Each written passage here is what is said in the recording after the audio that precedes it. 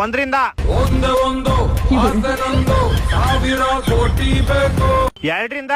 ಎರಡು ಜಡಿಯನ್ನು ಎಳೆದು ಕೇಳುವೆನು ಮೂರರಿಂದ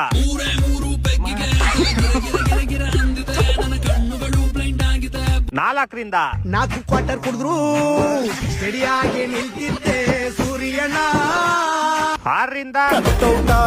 ಅಡ್ಡಿ ಸೈಡು ಬಿಡ್ಡಿ ಟೈಟ್ ಆಗೋದು ಫುಲ್ ಸ್ಟಡಿ ಏಳರಿಂದ ಎಂಟರಿಂದ ಎಂಟಾಣೆ ಸೆಂಟೋ ಹಾಕೊಂಡು ನನ್ ಪಾಡೆ ಜ್ಞಾನ